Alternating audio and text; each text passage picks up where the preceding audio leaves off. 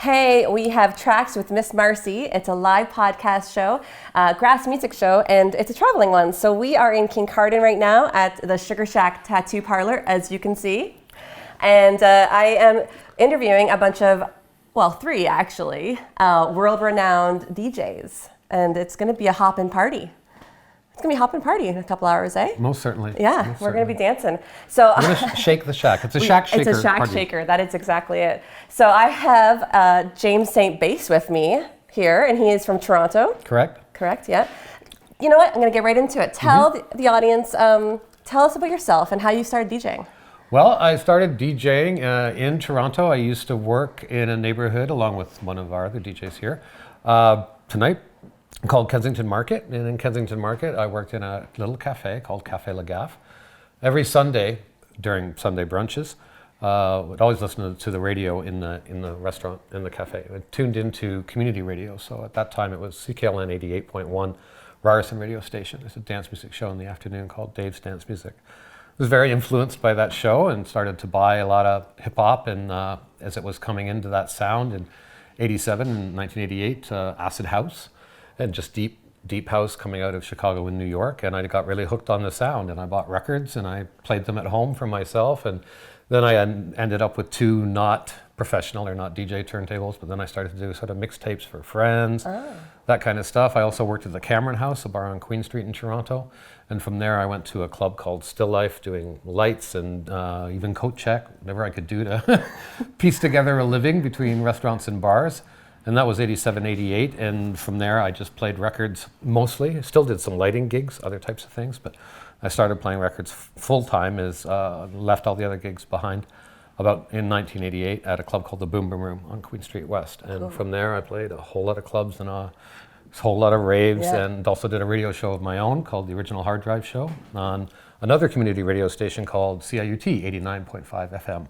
In Toronto. Awesome. And I'm still a volunteer there and involved with that station very much. Oh, that's cool. So would you say that'd be the pivotal thing for your artistic career? Is that time when you, in 88 you said? That was the starting time for sure, time. but it was a year or 2 after that I got involved with CIUT Radio and started my own radio show, and that really made a difference in terms of playing a lot of the early rave scene, because that was the focus of my radio show. It was the first sort of Toronto local radio show to focus solely on emerging sounds of rave music, which was so cool. Music from the UK, breakbeat and hardcore, techno from Detroit, house music from LA and Chicago and New York, anywhere. Just whatever I thought was really good that people needed to hear, that I was feeling, and that of course wasn't anywhere near any kind of commercial radio stuff at all. From little bits as it the whole movement became more popular and the music became more popular and more mainstream, then it started to get on other radio stations too, and other people started shows that are still going to this day, drum and bass themed shows and other types of electronic music shows. But in the early days, well, the 2 stations really, CKLN and CIUT, were very much at the forefront of this. Oh, that's neat. I would suppose the other stations too, York, CHRY, community radio and college radio has always been the best music for young people. It's true. It's true. Really important right now in these times of these current governments to support these kind of community and student ventures, because they're a voice for the underground and for people and for new things coming up. Absolutely. So who would you say would be your influence then? Like even when you started, was there kind of influence in your for DJs work? Or for music? Oh, for your music. You know what? More than anything, I mean, I've heard DJs from around the world famous names, played with them, got to know them. And just I don't know anybody that you could name probably from the Chicago and New York guys like Frankie Knuckles and Danny Tenaglia and all those wonderful legends of those types of scenes, international scenes. Lots of folks from the UK. I did go over there a couple times in 1990 and. Check out the origins of the scene there, and of course get lots of records. But to tell you the truth, my heroes, the people I look up to the most, are all my comrades and the local people in Toronto. Denise Benson and her early radio show was hugely influential for me. Lots of the other radio DJs, people that I inherited my show from and that kept it going afterwards. Marcus Visionary, Rick Medicine Muffin. For drum and bass music, for house music, there's, too many to name. But you started off with hip hop, right? Is that kind of hip hop and house, like your sound? and together, hip house was the sound of the sound of Fast Eddie, the sound of Chicago, that was a sound that I got quickly known for. So I would do house mixes of hip hop and all kinds of mixing it up. Let's play lots of rock and new wave things too. I mean, at that time, prior to 1990, club music was pretty much club music, you know, but it kept getting more and more interesting and more different genres. And so that's when people, I don't want to call it a specialization, but people found different types of grooves that they really liked to play and they got known for. And I suppose for me, I got known for playing what's called sexy house music. But every style is stuff that I've played, and I've played every possible theme party that you could imagine, other than playing live in a tattoo shop. And I'm very much into tattooing. I have tattooing work from Scott and Yarko here at Sugar Shack from about 1990. And you've never played here yet? I've never played here. This is a debut that's tonight. That's awesome. Debut, awesome. Worldwide first. So very are we going to excited. hear the special, the end, you know, you told me earlier there was a thing that you put at the end of all your shows. Oh, and then well, we'll see how that goes. I mean, my whole kind of Saint Bass handle is a long story that we're just not going to get into, really. We won't. But let's just call it like a very spiritual vibe towards, especially big bass sound systems, which I had at the Boom Boom Room. I had at my next big residency, Go-Go. And I very, very much like big sound systems, or just very, very well-tuned sound systems. So that's part of it. But another part of it is just spirituality, and that I very much like gospel music. Yeah. So whether or not we'll decide to throw that in the mix tonight, there might be a little bit of a cappella. We'll see. Cool. Yeah. Very cool. So one more question actually I have Sure. for you. So when you come to a set like this, or any type of set, any set, what is your approach to it? Like, you know, bringing in the music, how do you decide? Like, well, I had to do that last night, as a matter of fact, after, you know, in a few hours, and I have a whole lot of crates to choose from of vinyl records. I still play vinyl records. Old school. I'll always play vinyl records. That's so cool. My thing. I like to get my hands in it. Yeah. So I thought about the era, the sort of that early 90s era, early to mid 90s, where I really knew Scott and Yarko very, very well, and we were all part of the same scene in Toronto, really. But then I also thought of this room. So I didn't bring like massive, what people call big room house, or, you know, massive rave tracks or anything like that. It's stuff to make a room groove like this. I've also DJ'd a lot of restaurant lounges, smaller parties. They're really kind of my favorites, actually. Yeah. A little, you know, low light parties with, you know, about this size of a room or not much bigger. And sometimes those can be the best DJing experiences ever. Yeah. So I'm looking forward to a little bit of that vibe tonight. Cool. And originals over remixes, would you say? Oh, no. Actually, I love a good remix. Probably, if it's not it may be an original record, but by the time I'm done with it, it's getting remixed because I'm putting other stuff over top of it constantly and into it. But it's definitely a lot of classic flavor. So people who were out in clubs heavily in their 20s or even early 30s, I suppose, any period of 1990 to 99, and actually probably more of my music is focused on 1988, 89 to 95, 96. But I also have, as you heard earlier when we were sound checking a bit, all kinds of different genres. So we'll be doing, you know, if we feel like doing hip hop, there's definitely going to be some reggae influence, maybe some drum and bass. Awesome. I'm kind of up here to do a house thing, but if I go in another flavor and everybody goes for it, then we'll go in that direction for a while. I don't plan sets. I don't pre-record sets. I look at the room and I look at how many butts are shaking, and if they're not shaking, then I play accordingly. Yeah. And that's the only approach I know. That makes sense. Yeah. Very, very cool. And any challenges? What would be your main challenges in regards to your career? At this time in my life, standing up for an hour or two on this very bad knee I'm experiencing right now. During your career, I guess. Yeah.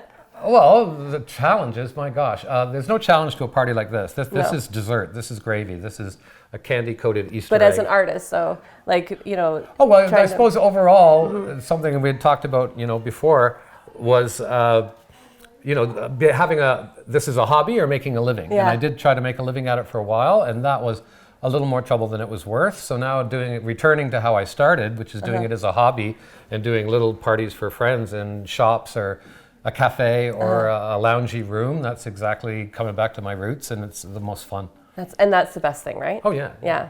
Going back to your roots. Yeah, that's for sure. great. Well, thank you so much, James St. Bass, for hanging out and coming on the show for me, and I cannot wait to listen to your stuff. Okay. I'm actually really, really excited to see like the vinyl moving it back and forth. Yeah, and it's going to move. It's going to be really cool. So thank you so much. You're welcome. Well, thanks guys for joining us, and stay tuned for the next one. We'll see you soon. Bye. Cheers. All right, awesome. Let's listen to James St. Bass's tracks. In the streets is going rock right. In the streets is going rock right. In the streets is going rock right. In the streets is going rock right. In the streets is going rock right. In the streets is going rock right. In the streets is going rock right. In the streets is going rock right. Here we go with the butters, boo, you know how we do. In the streets is going rock right. In the streets is going rock right. Now the show is going rock right. Here we go with the butters, boo, you know how we do. When they bump it in the streets is going rock right. In the streets is going rock right. Now the show is going rock right. Here we go with the butters, boo, you know how we do. In the streets is going rock right. In the streets is going rock right. Now the show is going rock right. Here we go with the butters, boo, you know how we do. When they bump it in the streets is going rock right. In the streets is going rock right. Now the show is going rock right. Here we go with the butters, boo, you know how we do.